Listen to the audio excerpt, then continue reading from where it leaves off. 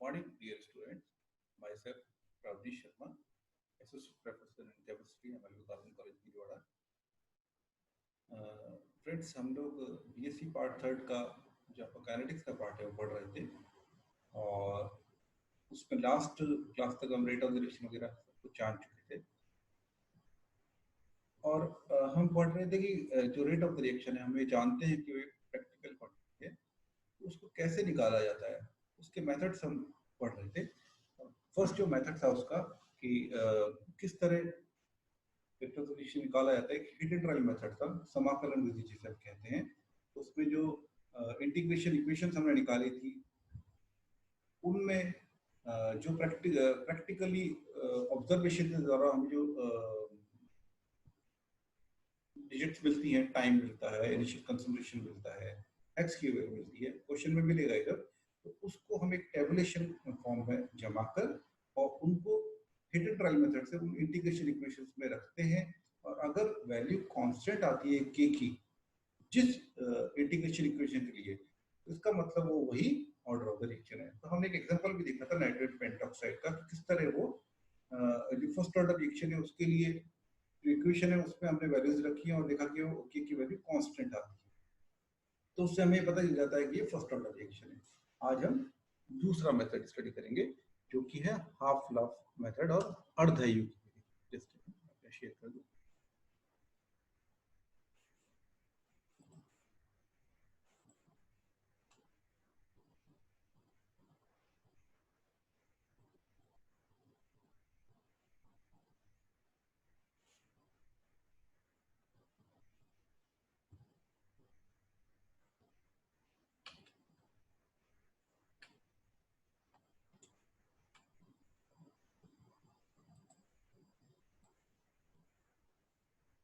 Okay, ये method आप कर चुके थे। नाउ द नेक्स्ट मेथड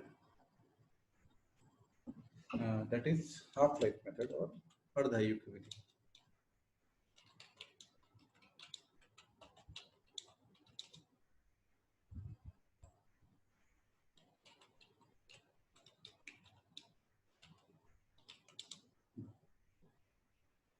तो जैसा कि नाम ही बता रहा है, इसमें हाफ लाइफ हम काम में लेते हैं। तो कैसे इस मेथड को ड्राइव करते हैं देखते हैं। सबसे पहले कि हम मानते हैं कि वो n कोटि निकाल रहे हैं, n कोटि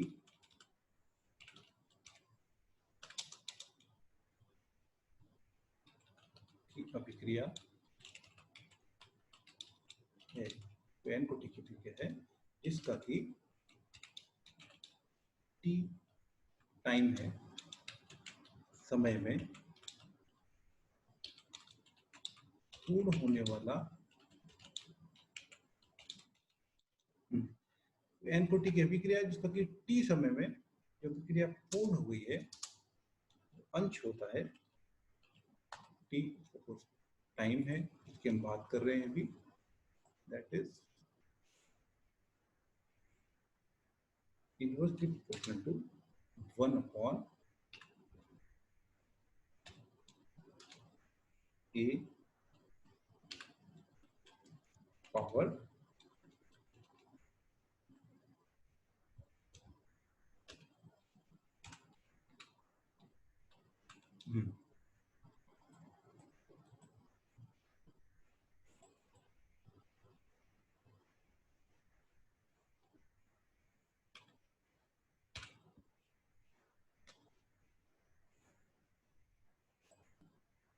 ओके। तो n कोटि की कोई अभिक्रिया है, उसका t समय में जो पूर्ण होने वाला अंश है उसको हम इसे डिवाइड कर सकते हैं कि t is directly proportional to 1 upon a n minus 1, n जहां पर कोटि है और a क्या है, t हमें बता दिए, t क्या है, टाइम है, और a क्या है, ये भी हम जानते हैं, a is equal to initial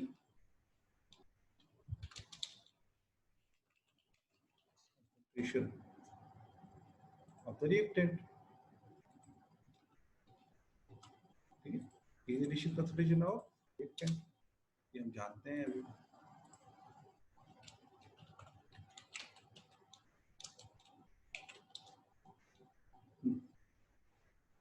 ठीक ठीक है, अब क्या कर रहे हैं हम, थोड़ा सा समझ लेते हैं उसके बाद सकते हैं। हम ये कर रहे हैं कि एक ही अभिक्रिया के बारे में पढ़ेंगे और उस अभिक्रिया को हम दो भिन्न भिन्न प्रारंभिक सांद्रता से आरंभ करेंगे और उससे एक मैथमेटिकल एक्सप्रेशन हम ड्राइव करेंगे जो कि हमें कोटि के निर्धारण में मदद करेगा। ठीक है, इसको लिखते हैं हम कि अगर हम माने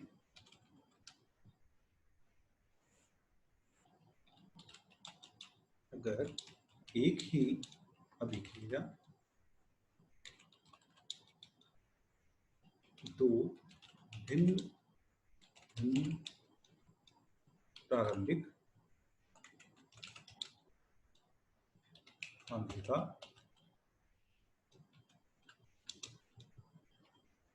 से प्रारंभ करें,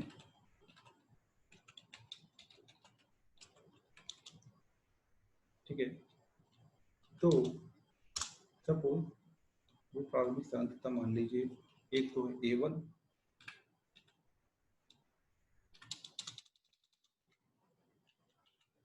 और दूसरी है A2। दो प्रारंभिक सांद्रता हमारे पास है, एक ही इक्वेशन है जिसमें अभिकारक की दो प्रारंभिक सांद्रता ले रहे हैं, एक है A1 और दूसरी है A2। ये दो चीजें अलग हैं, रिएक्शन सेम है, ये चीज याद रखनी।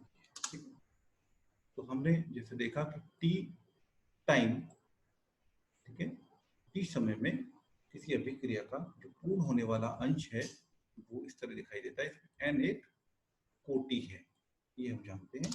तो हम इसको यहाँ लेते हैं और हमने यहाँ पर क्या चेंज किया है कि हमने इनिशियल कंसंट्रेशन अलग अलग ले ली है।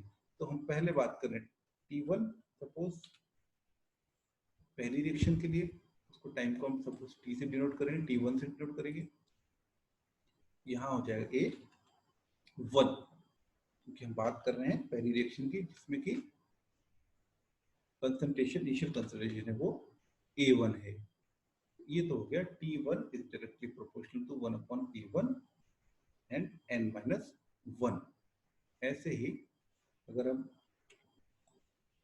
इसी रिएक्शन के दूसरी जो इनिशियल कंसंट्रेशन है उसकी बात करें, दैट इज T2, यहाँ पर हो जाएगा time suppose T2 and A1 की जगह आ जाएगा A2, जो कि इनिशियल कंसंट्रेशन है उसी रिएक्टेंट की जिसकी हम बात कर रहे हैं।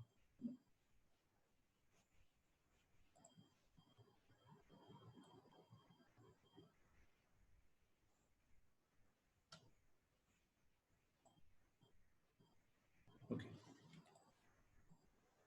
तो ये हमारे पास दो रिलेशंस आ गए हैं। अब क्या करेंगे हम, T1 को, T1 है तो ये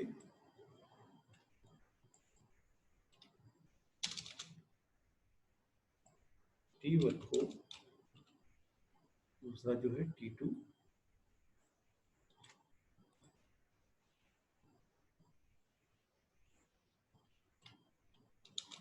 से भाग देंगे।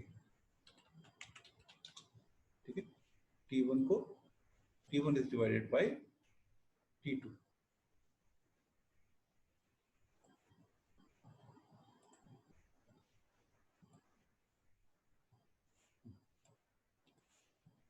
T1 को हम T2 से भाग दे देंगे तो ये हो जाएगा T1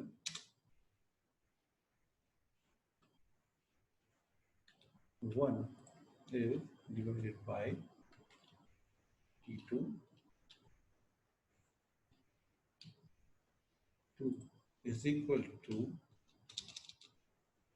bracket n minus 1 close, sorry ये हो जाएगा, पहले हम इसको इससे डिवाइड करेंगे, ये हो जाएगा bracket T2 2 minus A2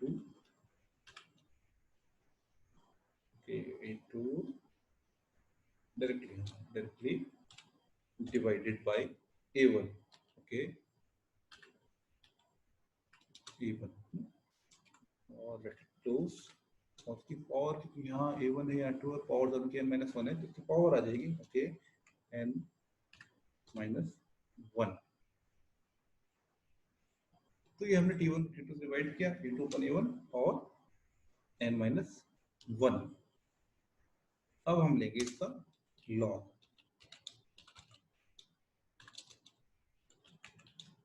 log लेने पर क्या होगा, यह आ जाएगा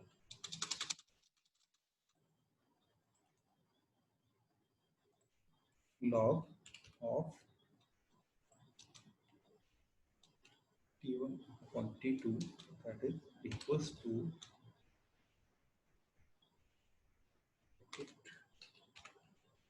n-1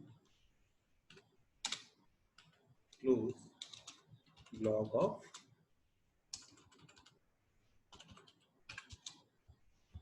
of T2 upon A1, ये आ जाएगा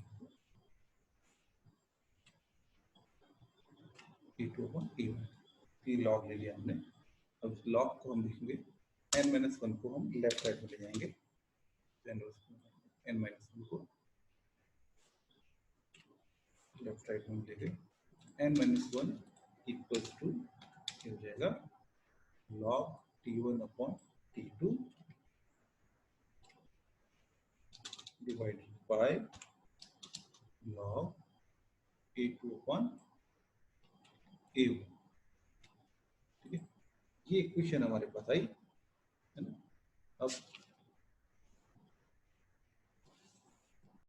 अब यदि हम देखें कि T1 और T2 क्या है, T1 और T2 क्या है, एक निश्चित अंश तक अभिक्रिया पूर्ण होने का समय है। ठीक है, ये हम पता कर सकते हैं, ऑब्जर्वेशन है। A1 और A2 क्या है, एक ही रिएक्शन में डिफरेंट, एक ही रिएक्टेंट है, सपोज एक ही रिएक्शन है, उसमें डिफरेंट इनिशियल कंसंट्रेशन है। इसको और अगर हम सॉल्व करें कि हमें तो निकाले अभिक्रिया की 40 है n, तो n इज इक्वल टू हो जाएगा, n इज इक्वल टू हो जाएगा यहाँ पर log of T1 minus log of T2, okay,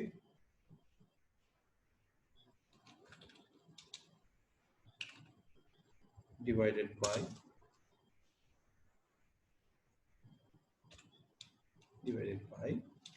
log of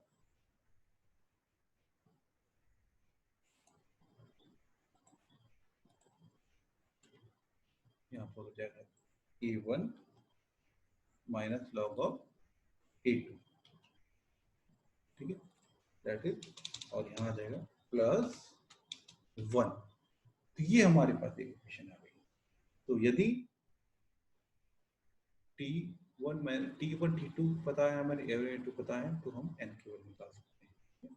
और यहाँ पर यदि इम्पोर्टेंट जो हमने इसका नाम दिया, वो क्यों दिया था, क्योंकि ये माना है कि T जो है, T इज इक्वल टू है T हाफ अगर है,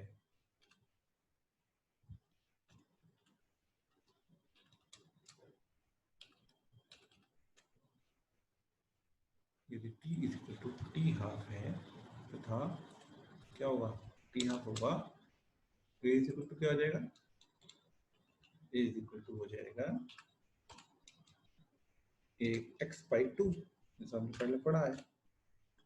तो ऐसे केस में कहलाती है अर्धायुगी या हाफ लाइफ थ्योरी। सबसे पहले से इसी के लिए सॉल्व किया जाता है, इसलिए इसको हाफ लाइफ मेथड भी कहा जाता है। वैसे इसका जो नाम है, एक नाम इसका और होता है, हाफ लाइफ विधि तो इसे तभी कहते हैं जबकि टी हाफ होते हैं, अदरवाइज इसको रिएक्शन, इस विधि को हम कहते हैं आंशिक परिवर्तन, आंशिक परिवर्तन विधि, ये भी इसको कहा जाता है। तो ये दूसरा मेथड हो गया हमारा, जिसमें कि हमने एक ही रिएक्शन को एक रिएक्शन को रिएक्टेंट की 2 डिफरेंट इनिशियल कंसंट्रेशन से शुरू किया, ठीक है, उससे हमने फॉर्मूला निकाली कोटी के लिए, कोटी is equal to log T1 minus log T2 divided by log A1 minus log A2 plus 1, इससे भी निकल सकता है, ठीक है। ये एक और मेथड था जो आज हमने डिस्कस किया। अगली क्लास में हम दूसरा मेथड डिस्कस करेंगे।